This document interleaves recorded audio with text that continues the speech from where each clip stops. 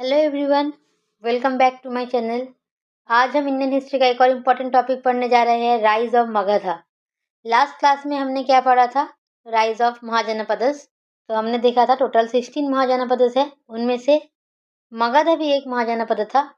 अब हम सिर्फ मगध महाजनपद के बारे में देखेंगे, राइज ऑफ मगध, क्योंकि मगध ही ऐसा महाजनपद है जो सबसे ज़्यादा पावरफुल था। तो ये क्लास इंपॉर्टेंट होने वाली है, लास्ट तक ज़रूर जुड़े रहिए और आगे बढ़ने से पहले वीडियो को लाइक और शेयर ज़रूर कर दीजिए।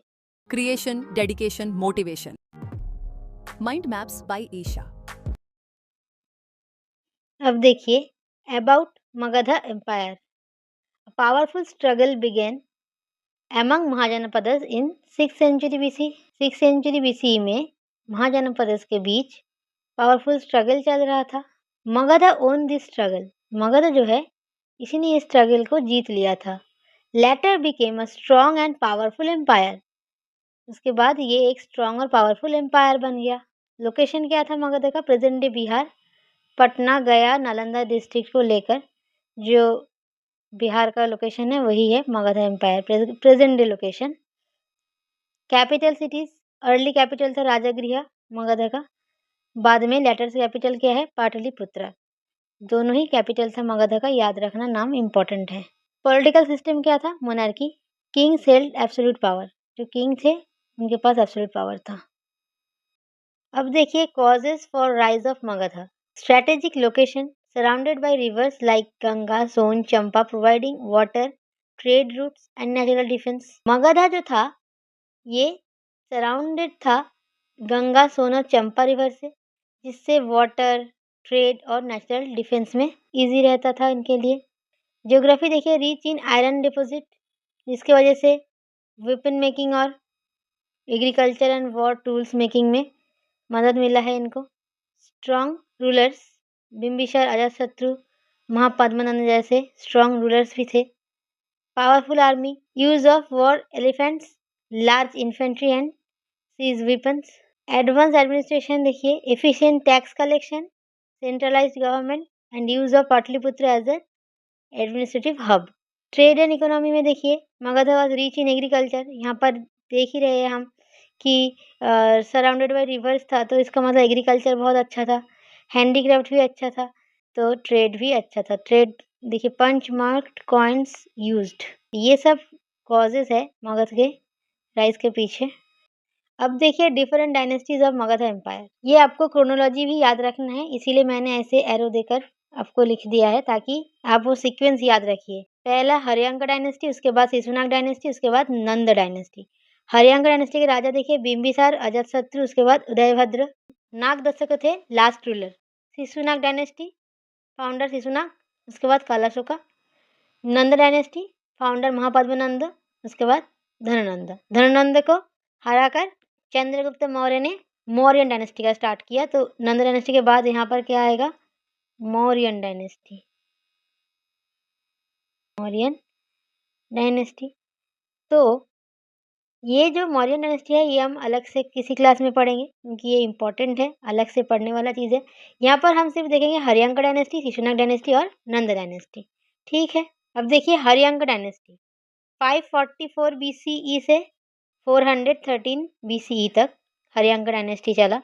फर्स्ट किंग कौन थे? बिम्बिसार। 544 BCE से 492 BCE। ये साल याद नहीं भी रखेंगे तो चलेगा, सिर्फ ये याद रख लेना। Founder of Haryanka dynasty. Capital कहाँ था? गिरिव्रज या फिर राजगृह, जिसको आज राजगीर कहा जाता है। Contemporary of Buddha and Mahavir. Bimbisara जो थे ये कंटेम्पररी थे बुद्धा और महावीर दोनों के। ऑल्सो नोन एज श्रेनिका और सेनिया। तो श्रेनिका नाम से कौन जाने जाते थे? बिम्बिसार। ये एक इम्पॉर्टेंट पॉइंट है, याद रखना। The first king to have a standing army. तो फर्स्ट किंग कौन थे जिनके पास स्टैंडिंग आर्मी था? Bimbisara. He had a rivalry with Avanti king Pradyota, later become friends.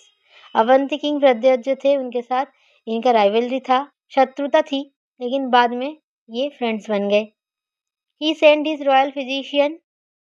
कैसे फ्रेंड बने देखिए, he send his royal physician Jivaka to Ujjain when Pradyota had jaundice. Pradyota को जब जॉन्डिस हुआ था तब बिंबिसार ने अपना फिजिशियन जीवक को उज्जैन भेजा था। तो जीवक कौन है याद रखना है, फिजिशियन, रॉयल फिजिशियन किसके, बिंबिसार। इंपॉर्टेंट पॉइंट है, ये भी याद रखना। इसके बाद देखिए, he used matrimonial alliances to strengthen his position. उन्होंने अपना पोजीशन को स्ट्रेंथन करने के लिए, अपना एम्पायर को और ज़्यादा बढ़ाने के लिए और पावरफुल बनने के लिए मैट्रिमोनियल अलायंसेस बनाया, मतलब अलग अलग राज्यों के राजकुमारियों के साथ शादी की। फर्स्ट वाइफ देखिए, Mahakoshala, sister of Prasenjit from Kosala. इससे क्या हुआ, उनको डाउरी में काशी मिल गया। Second wife Lichchhavi princess Chellana from Vaishali, who gave birth to Ajatashatru. मतलब बिंबिसार का जो बेटा अजातशत्रु है, उनकी माता कौन थी, चेलेना। सेकेंड वाइफ जो थी Lichchhavi princess Chellana. Third wife daughter of the chief of Madra clan Punjab, Punjab का जो मदरा क्लैन है उनके चीफ के डॉटर थर्ड वाइफ है इनका। अब देखिए, ही कंकर्ड अंग, capital Champa was an important trading centre, इसीलिए अंग भी कंकर कर लिया उन्होंने। अब देखिए, ही was killed and succeeded by his सन अजातशत्रु। बिंबिसार को अजातशत्रु ने मारकर उसके बाद राजा बन गया अजातशत्रु। तो अब हम देखेंगे अजातशत्रु के बारे में। बिंबिसार के बारे में जितने भी पॉइंट इंपॉर्टेंट है, मैंने वो सब कुछ यहाँ पर लिख दिया है।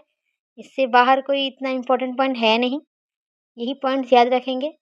देखिए, अजातशत्रु 492 BCE से 460 BCE, son of Bimbisara and Chellana. He killed his own father and captured the throne, also known as Kunika. तो श्रेनिका कौन थे, बिंबिसार। कुनिका कौन है, Ajatashatru. Embraced Buddhism, he was also contemporary of both Mahavir and Buddha.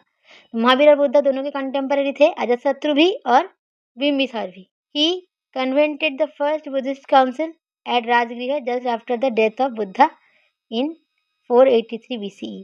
तो ये तो हमने पहले ऑलरेडी पढ़ा है, फर्स्ट बुद्धिस्ट काउंसिल कहाँ पर पढ़ा है, बुद्धिज्म में पढ़ा है। अगर आपने वो क्लास नहीं देखा तो ज़रूर देख लीजिएगा। His meeting with Buddha is depicted in sculptures of Bharhut. Barhut जो स्कल्पचर्स है, वहाँ पर अजातशत्रु और बुद्धा का जो मीटिंग है उसके बारे में लिखा है। कौन से स्कल्पचर में, बरहुट स्कल्पचर में, ये याद रखना। He conquered Koshala, Kashi, Vaishali, Vajji, founded the city of Pataliputra. दो मिलिट्री वेपन्स देखिए स्पेशल तरीके के, महाशिलाकंटका एंड रथा मुसला, ये दोनों किसने यूज़ किया है, अजातशत्रु ने अपने राज्यकाल में ये दोनों स्पेशल जो वेपन है, मिलिट्री वेपन यूज़ किया है। ये पॉइंट याद रखना, क्वेश्चन पूछा जाता है। He was succeeded by his सन उदयन। ठीक है, तो यहाँ से क्या याद रखेंगे, वही बात, कंटेम्पररी थे बुद्धा और महावीर के। बरहुट स्कल्पचर में लिखा है उनके साथ बुद्धा के मीटिंग के बारे में। फर्स्ट बुद्धिस्ट काउंसिल कहाँ पर हुआ था, राजगृह में, उन्होंने ही पैट्रनाइज किया था। उसके बाद he was known as Kunika and military weapons के बारे में याद रखना। सिटी ऑफ पाटलिपुत्र उन्होंने फाउंड किया था, लेकिन कैपिटल उनका कहाँ था, राजगृह में ही था। अब हम देखेंगे उदयभद्र या उदयन के बारे में। 460 से लेकर 444 BC, son of Ajatashatru, shifted capital from Rajgriha to Pataliputra. देखिए, मगध का कैपिटल पहले कहाँ था, राजगृह में, हमने देखा था पहला कैपिटल राजगृह में था। उसके बाद कहाँ शिफ्ट हो गया, पाटलिपुत्र में। ठीक है, दूसरा कैपिटल है पाटलिपुत्र। तो ये है फर्स्ट शिफ्ट, याद रखना। पहला शिफ्ट कहाँ हुआ, राजगृह टू पाटलिपुत्र, मतलब Patna. Build a fort on the confluence of river Ganga and Son at Pataliputra. किसने बिल्ड किया फोर्ट, उदयभद्र या उदयन ने। Haryanka dynasty started to deteriorate after him due to weak rule and parricide, killing of parent और अदर रिलेटिव्स को parricide कहा जाता है। तो पेरिसाइड की वजह से और वीक रूलर की वजह से हरियांगा डायनेस्टी उदयभद्र या उदयन के बाद से डिटेरियोरेट करने लगा, डिक्लाइन हो गया। लास्ट हरियांगा रूलर कौन थे, नाम याद रखना, Naga Dashaka. He was killed by his courtier Shishunaga. तो शिशुनाग जो थे, शिशुनाग डायनेस्टी के फाउंडर थे, उन्होंने लास्ट हरियांका रूलर नागदशका को मारकर किंग बन गए ये। ठीक है, तो ये जो कैपिटल शिफ्ट है ना मगध का, ये बार बार होगा। कौन कहाँ पर शिफ्ट कर रहा है याद रखना है। तो शुरू से हमने देखा, बिंबिसार ने राजगृह, बिंबिसार का कैपिटल कहाँ था, राजगृह में। अजातशत्रु का कैपिटल कहाँ था, राजगृह में। राजगृह से पहला जो शिफ्ट है पाटलिपुत्र में हुआ, उदयभद्र या उदयन ने किया। ठीक है। नेक्स्ट अब हम देख रहे हैं शिशुनाग डायनेस्टी 413 BCE से 345 BCE। Founder of Shishunaga dynasty कब फाउंड हुआ? 413 BCE, ये याद रखना साल।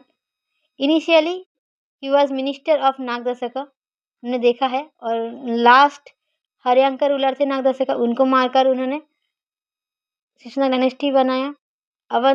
Defeated Avanti and annexed it into Magadh.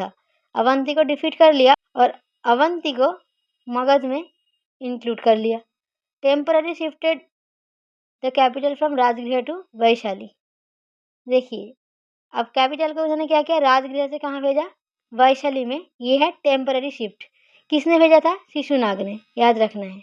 इसका मतलब उदयन ने क्या किया था? राजगृह से पाटलिपुत्र में भेजा था, फिर से राजगृह कैपिटल बन गया था। उसके बाद राजगृह से पाटलिपुत्र में किसने शिफ्ट किया था? जो फर्स्ट शिफ्ट मैंने पढ़ाया था वो किसने किया था? वो गया था उदयन ने। ठीक है। अब दूसरा शिफ्ट है राजगृह से वैशाली, ये कौन कर रहा है? ये है कर रहा है शिशुनाग। ठीक है, शिशुनाग कर रहा है।